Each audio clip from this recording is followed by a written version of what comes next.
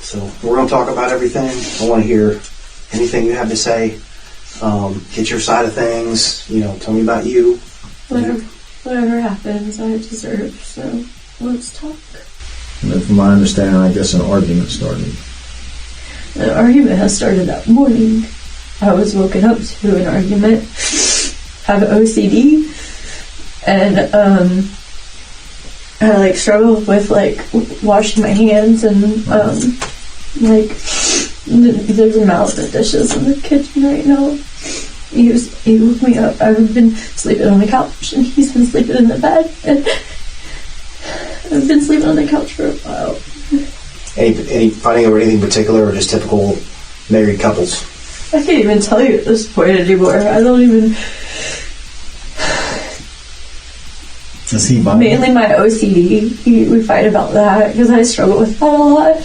Is he violent? No. Are you violent? No. Yes, I guess. Well, that's excluding from what happened yesterday. Are you a violent person? Normally, no. Saturday, he woke me up angry. Probably because I wasn't in bed with him again. It's been hurting him that I don't sleep in bed with him. And he just woke me up angry. I don't know if I went back to sleep, because after we fight, I'm just exhausted, and I just want to go to sleep and wake up not on edge. And Melissa explains that after spending most of the morning arguing, the couple went out to eat. The fight didn't stop there. It carried on through the meal, centered on how her husband's father wanted him to leave her. According to testimony, Melissa's behavior had her father-in-law worried she might harm his son. When the couple finally returned home, Melissa decided she was done arguing. What time did you guys get home? I don't know. It was around noon, which I don't know what time exactly it was.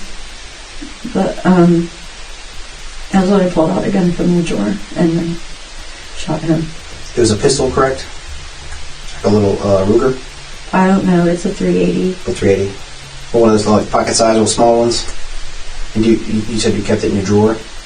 It was in the drawer, yeah. Okay, do you keep it in there? Is that where it normally stays? No.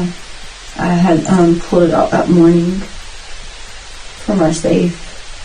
Okay. It was leaving me alone.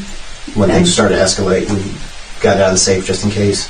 I had it on my person that morning when we finally called the truce, and I felt safe to put it away. I just put it in that drawer right there, and so it was right there. Was it already chambered? Yeah. Did you shoot him from that location? I shot him from multiple locations. He charged at me, and I started pulling the trigger. We ended up running into the garage. He ran. Once I started shooting, he ran into the garage, and I chased him into the garage. You said he charged at you. Did he see you with the gun? I think he charged at me. Yeah, he saw me pull it out. I didn't even know I had shot him. I don't think he even knew he'd been shot. He started trying to wrestle the gun away from me. We were on. So the gun was empty at that point? I felt it was empty. It walked open or whatnot. And then he gurgled. And I heard a gurgle. And he slumped. And he slumped between the lawnmower and the garage door. What happened with the gun? I put it down. It's in the garage. There's a green tote in there. I got up and sat on it. I didn't know what to do. I didn't know what to do. I felt so calm. I didn't know what to do. Melissa explains that the morning after she killed her husband, she went to her sister's house to tell her what had happened. Her sister later gave a statement to investigators, confirming Melissa's account and providing her own version of events. We wouldn't expect you to know, per se, what to do. I mean, you're going to be in shock as well. But there's a point between that's 12 o'clock Saturday to what happened to today. there's a period in between. What did you do? Where did you go?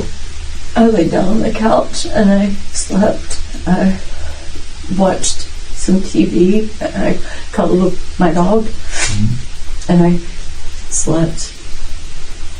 Did you go anywhere last night or this morning? So your sister's this morning, correct? Her sister managed to bring Melissa safely to the police department before anything else could happen. Now the focus shifts back to Melissa's interrogation, where the detective has to determine one critical question. Was this truly self-defense, or was it murder? Wow, let's talk about today. What happened? Well, we just got home from church. I was changing the kids, and got a ring on the doorbell. I thought, that's odd. Nobody rings my doorbell. Wasn't expecting anyone. One of the kids is excited to see her, but you said she's been crying. So did she come in the house immediately, or did you go out? Well, but she had her dog, so her dog came in the house, and she came in the house. I don't think she was expecting to stay in the house, from what she was telling me later.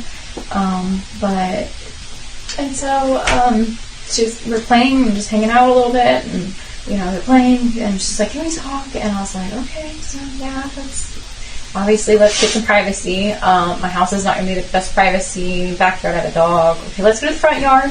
We go to the front yard. I can tell whatever she's wanting to tell me, and I've got neighbors. I'm like, "Well, let's go to your car." So we went to the car, we sat in our car, and just kind of chit chatting. I'm kind of apologizing for our text messages because I thought this is what this was about. And she is talking funny all of a sudden. She's like, she's telling me how joyful she was in there and how much joy it was to see my son, and she hasn't felt that in a long while, and she was talking about how she's missed hanging out with us. We haven't hung out in a very long time, and then she starts saying, I ruined my life, and then she said, I killed my husband, and Bombshell. I don't really know what to do at this point, and I knew immediately, okay, we got to get the police involved. I knew that's running through my mind. When is he still alive? I don't know, but the way she was talking, the way she was calm, it had to have been a day or two ago, is just how it seemed to me. I didn't really want police coming into my house and how that was going to pan out. And I was like, okay, let's just get I had said, well, we need to take the step of, we need to tell someone this, we need to confess this type thing, we need to tell the police this needs to be told. And obviously, and she had also mentioned she had already made some stops before she came to my house. She had went to my grandmother's house and just hugged her. She apparently stopped by my brother's house. I don't think he opened the door. We stopped by her house, parked her car. I immediately got her in my car. I wasn't going in the house. I don't do glory, and I don't do any of that stuff. And maybe that's where we should have called, and that's what my dad said. But again, my thought was, get her to the police station. So I drove from her house to that police station because it was on the way. So we get there. I drive her from the Wawa to the police department there, and no one's there except for the guy I guess I talked to on the phone. And he said, you can either call the police or you can drive to this next station. Said she wants to drive. I said, okay. I wanted to just wait, because I was tired of running around. But I was like, I just got to keep her calm and keep moving. So we moved to the next place, which was the one in Green Cove, and there I picked up that phone and it called. I guess I don't know who it called. And at that point, she asked what was the crime. I was like, okay, I'm just going to tell them the crime, because I know it's not my confession, but at this point I feel like I'm getting someone needs to know something. Yeah, I'm getting too far in. They're okay. That's traumatic, and I'm so sorry that you're going through it. It's not your fault. So, we did a good job. So thank you. Melissa ultimately confesses to shooting her husband as he was retreating. That single detail takes self-defense completely off the table. At this point, the law draws a hard line. This is no longer about protection, it's about intent. So now the real question becomes, was this first-degree murder a premeditated decision to kill? Or was it second-degree murder, an impulsive act in the heat of the moment? The answer lies in whether Melissa planned it or simply snapped in the middle of an argument.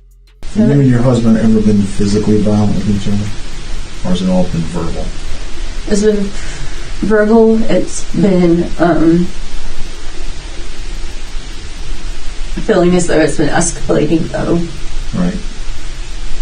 But it's, at this point, it maintained verbal, maybe some words that shouldn't be said, passed back and forth, things like that. I've thrown things towards him to get him to try to leave me alone before. And minus the OCD, have you ever been diagnosed with a mental illness or anything? No? When you guys came home after Publix, was he threatening you or anything? Or making threats to you? Mostly just picking at you with the dishes and things like that? Picking, pushing the buttons, trying to get a rise. So to help us understand, we're trying to understand. Where does it go from a verbal argument to getting a gun out, thinking the only resolution to this is death? I don't know. Did you not feel like you had a way out? You couldn't call somebody and get out of there? Just got built up? Just wanted to stop. I just wanted to be able to breathe and think. He just pushes my buttons. It's like, I just want him to stop. I just want to think. I just want to have calm. And that happens every time. I just want to, he wants me to like go do things and work on the house or do the dishes or whatever it is I'm supposed to be doing. And I just want to sleep afterwards. I can't because I'm so on edge afterwards that I just go lay down and then the next day it starts all over again because all I did was sleep the day before. And So you don't work? No. So when you get the gun out of the drawer and you said he charges you, do you say anything? Are you yelling at him? Is that what catches his attention? No, he had my attention because he was looking for the rise. So he's looking to get a rise out of you. He wasn't even trying to do the dishes. He just started like picking cups up and moving them around. He just thought it was funny. Just to piss you off. But were you yelling at him because of it? I was asking him to stop. Yeah, I was yelling for him to stop. Stop. So at some point he's got to notice that you're getting the gun out, right? And did he run to the garage? And then you chased behind him? Did he, when he saw you with the gun, did he say anything to you? I don't think so.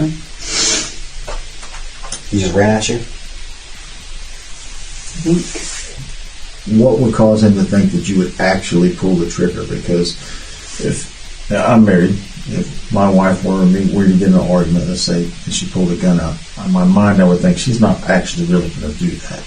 So why would he think that you would? To the point that he's got to run. Did you fire any shots inside the house, or were they just in the garage? Just the garage. Just the garage. So you pull the trigger a couple of times, he hears the click, he makes the hard turn to go to the garage, you're chasing behind him, and I reacted as I ran. You reacted as you ran. You get into the garage, and I was just firing.